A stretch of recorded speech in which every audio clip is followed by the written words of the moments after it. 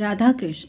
आइए सुनते हैं कैसे केवल एक गुरु की आज्ञा मात्र से एक चरवाही को हुए भगवान कृष्ण के दर्शन। अगर गुरु के वचनों पर विश्वास कर लिया जाए तो जीव का कल्याण हो ही जाता है। एक गांव में सीधा साधा एक चरवाहा था जिसने ना तो कभी कोई कथा सुनी थी और ना ही भगवान का नाम जाप जानता था।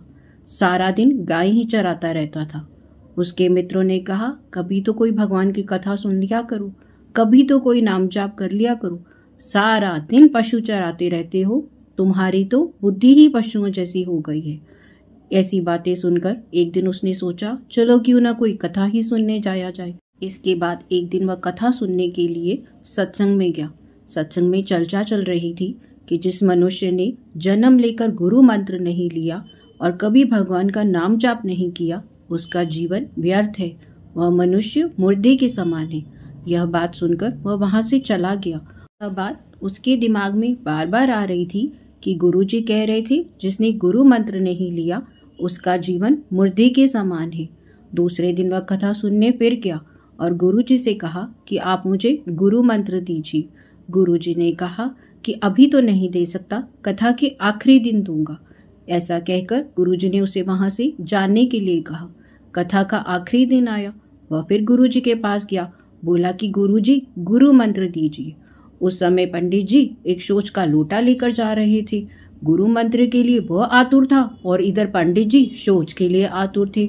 वह पंडित जी के बार बार पीछे जाकर यही बात कहता जा रहा था, गुरु मंत्र दीजिए, गुरु मंत्र दीजिए। पंडित जी को सोच जाना था, इसलिए उसे फटकार कर कहा, धत गपोचन। उसे लगा यही गुरु मंत्र है। उसने कहा, जय गुरुदेव, और पंडित जी को प्रणाम करके घर चला आया और अपने परिवार से कहा, अब मुझे गुरु मंत्र मिल गया है, मैं तो हर समय गुरु मंत्र किया करूंगा। वह हर समय धत कपोचन करने लगा। उसका केवल एक ही काम रह गया था।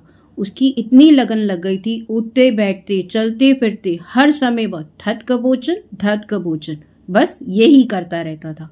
और भगवान कृष्ण काफी दिनों से ये सब देख रहे थे।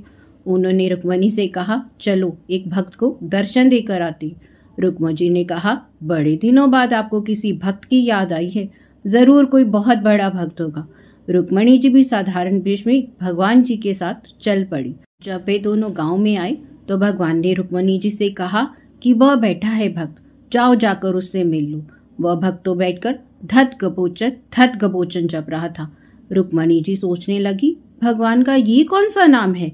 मैंने तो ना विष्णु सहस्त्र नाम में ये नाम सुना है और ना ही गोपाल सहस्त्र नाम में। उसे आवाज लगाकर पूछा, ये कौन सा भजन कर रहे हो? किसका भजन कर रहे हो? वो अपना नाम जाप करता रहा और चुप रहा। रुक्मणी जी ने फिर पूछा, बताओ ना किसका भजन कर रहे हो? 2-3 बार पूछने पर उसे गुस्सा आ गया और उसने कहा, तुम्हारे पति का। रुक्मणी जी वापस आई और प्रभु से कहने लगी, बहुत जानकार भक्त है, मैं तो इतना छुप कर गई थी, फिर भी मुझे पहचान गया। भगवान ने कहा, हाँ, तभी तो मैं उसे अपने दर्शन देने आया हूँ। रुक्मणी जी ने भगवान से कहा, आप उस भक्त को दर्शन बाद में देना, पहले मुझे ये बताओ कि ये आपका कौन सा नाम है जो मुझे नहीं पता। भगवान ने कहा, ये नाम तो मेरा बहुत ही प्यारा है। ये नाम मेरा ब्रज में रखा गया था और ये नाम मेरा यशोदा मैया ने रखा था। एक दिन मैं अपने सखाओं के साथ मिलकर चोरी चोरी माखन खा रहा था और उन्हें भी खिला रहा था।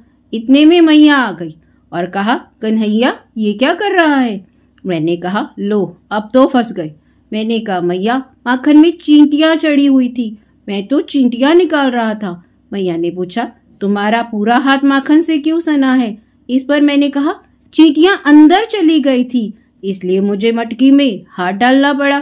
फिर मैया ने पूछा, तो तुम्हारे मुंह पे माखन क्यों लगा है? तो मैंने कहा, मक्खी बार बार उड़कर मुझे परेशान कर रही थी, मैंने उसे हाथ से मारने की बहुत कोशिश की, मक्खन वाला हाथ मेरे मुंह पे लग गया। मैया समझ गई अपनी चोरी छुपा रहा है। तब उन्होंने मुझसे कहा था, धत कपोचन। प्रभु रुक्मणी जी से कहा कि उस समय का मेरा रखा हुआ ये नाम है। ये भक्त माँ का दिया हुआ ये नाम बड़े ही प्रेम से सारा दिन लेता है। यशोदा माँ का रखा हुआ ये नाम मुझे बहुत प्रिय है। मुझे इस नाम से कोई नहीं बुलाता, परंतु इसके जाप ने मुझे प्रसन्न कर दिया। बस इसीलिए मैं इसे ये दर्शन देने आया हूँ।